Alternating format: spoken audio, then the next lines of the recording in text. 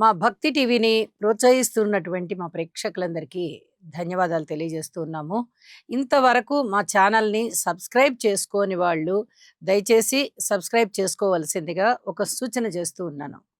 2 August నుంచి 8 August వరకు గల కాలానికి రాశి ఫలితాలు ఏ విధంగా ఉన్నాయి తెలియచెప్పుకునే ముందర గ్రహస్థితులు, సమ్మేళనాలు, దృష్టులు వీటి యొక్క ముఖ్యాంశాలతో ప్రారంభించుకుందాం. వృషభ రాశిలో కుజుడు, మిథున రాశిలో బుధుడు, కర్కాటక రాశిలో గురువుగారు రవి, అలాగే సింహ రాశిలో కేతువు, కన్య రాశిలో శుక్రుడు, చంద్ర రాహులు ఇద్దరు కుంభరాశిలో, వక్రించిన శనిగారు మీన రాశిలో ఉంటూ ఉండగా వారాంతంలోకి వెళ్ళేటప్పటికి చంద్రుని యొక్క స్థితి సంచారము వృషభ రాశిలోకి వచ్చి ఉన్నది. బుధుని యొక్క సంచారము కర్కాటక రాశిలోకి వచ్చి ఉన్నది. అలాగే కుజుని యొక్క సంచారము మిథున రాశిలోకి వెళ్ళి ఉన్నది. ఈ 3 గ్రహాల మార్పు జరిగి ఉంది. ఇక గ్రహ సమ్మేళనాల యొక్క ఫలితాలు ఏ విధంగా ఉన్నాయి అంటే, గురు రవిల కలయిక జరుగుతుంది. ఉచ్ఛలో ఉన్నటువంటి గురుగారు రవితో కలిసి ఉండడం ఇది మూఢమిని సూచిస్తూ ఉంటుంది. అయితే ఎటు ఆషాఢ మాసం జరుగుతోంది కాబట్టి ఈ మూఢమి ఈ శూన్యమాసంలో కలిసిపోయి ఉన్నది అని చెప్పి తెలియచేస్తూ ఉన్నాను. అలాగే గురువుగారు ఉచ్ఛలో ఉండడం అనేది దేశానికి చాలా చాలా మంచిది. క్షామం లేకుండా, కరువు కాటకాలు లేకుండా సుభిక్షమైనటువంటి వాతావరణాన్ని సూచిస్తూ ఉంటారు. అలాగే చంద్రుడు రాహువుతో కలిసి ఉన్న స్థితి కుంభరాశిలో ఉంటూ ఉండగా ఏదైనా భయం మనసుని పట్టుకుంటూ ఉంటుంది, అనుమానం పీడిస్తూ ఉంటుంది. ఎవరి మాట కూడా ఒక పట్టాన వినబుద్ధి కాదు. మనం అనుకున్నదే కరెక్టు, ఎదుటి వాళ్ళు మనని మోసం చేస్తున్నారేమో అనేటటువంటి ఆలోచనలు, అంటే భ్రమ గొలుపుతుందన్నమాట. మంచిగా ఉన్న వాళ్ళని ఆ మంచిని స్వీకరించనివ్వదు, చెడుగా ఉన్న వాళ్ళకి ఆ చెడుని స్వీకరించాలంటే భయం భయంగా ఉంటుంది. ఇది సరైనది కాదేమో అని అనిపించేటట్టుగా ఉంటుంది. ఇలా కొంచెం అభూతమైనటువంటి ఆ ఆలోచనల్లోకి వెళ్ళిపోతూ ఉంటారు. ప్రతి రాశి వారికి ఇది కొంచెం కనిపిస్తూ ఉంటుంది ఫలితం. అలాగే శుక్రాచార్యుల వారు నీచలో ఉన్నారు. భార్యాభర్తల మధ్య అన్యోన్యత విషయంలో గాని, ప్రేమ వ్యవహారాల విషయంలో గాని చాలా జాగ్రత్తగా ఉండాలి. అంతగా అనుకూలమైన పరిస్థితులు కాదు ఇది. ఈ గ్రహస్థితి శుక్రాచార్య వారు నీచలో ఉన్నటువంటి పరిస్థితి అలాంటిది. అలాగే శని గారి యొక్క తృతీయ దృష్టి కుజుని మీద పడింది. అయితే ఇది ఒక 2-3 రోజుల్లోనే మారిపోతున్నారు. అంటే వారాంతానికల్లా ఇంచుమించుగా మారిపోయి కనిపిస్తుంది మనకి.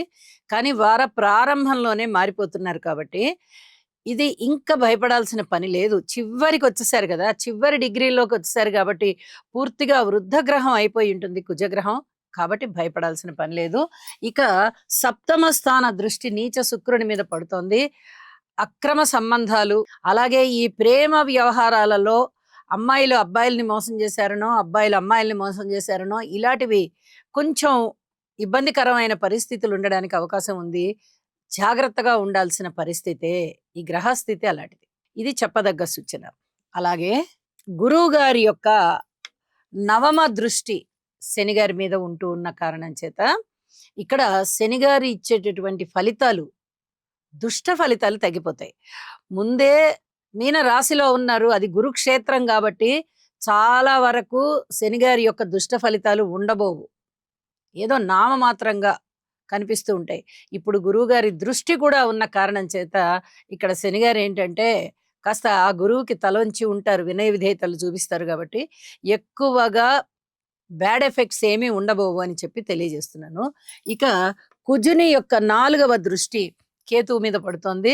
ఇది దైవభక్తిని బాగా సూచిస్తూ ఉంటుంది. ఇది చెప్పదగ్గ సూచన.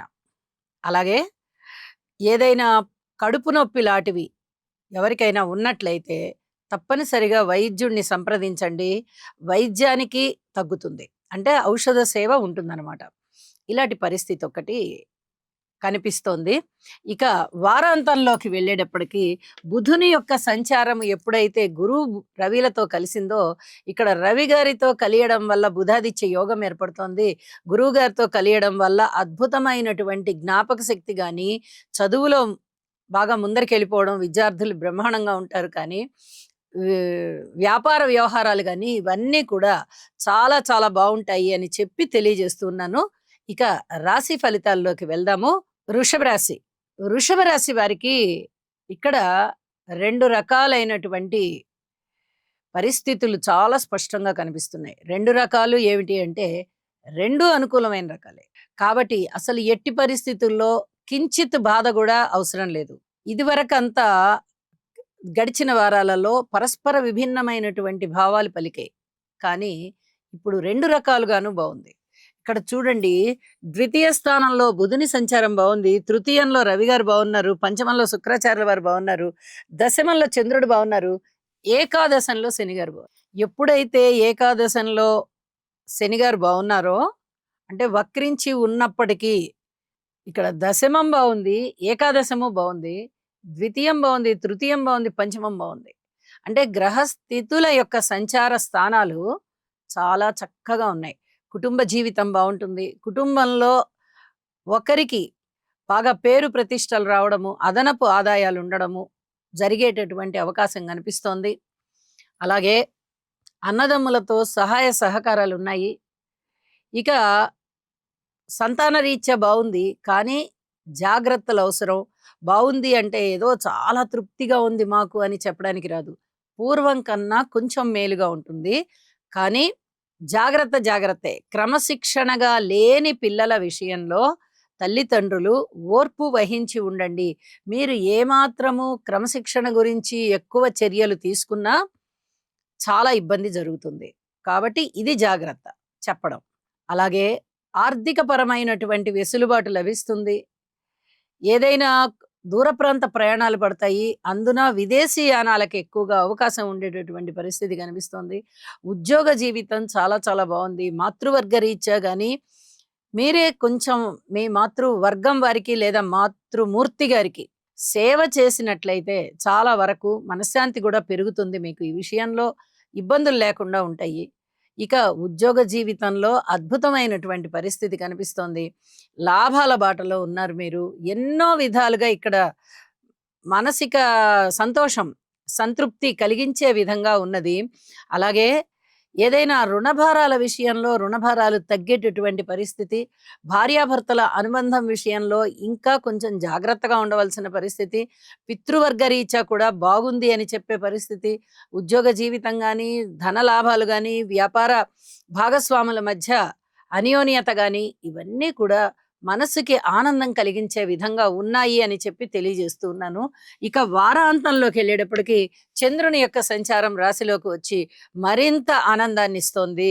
రాశిలోనే చంద్రుడు ఉచ్చ పొందుతారు కాబట్టి చాలా చక్కగా మానసిక ఆనందం ఎక్కువగా ఉంటుంది. ఉల్లాసం ఎక్కువగా ఉంటుంది. మృష్టాన్న భోజనాలు చేస్తారు. వినోద కాలక్షేపాలు బావుంటాయి.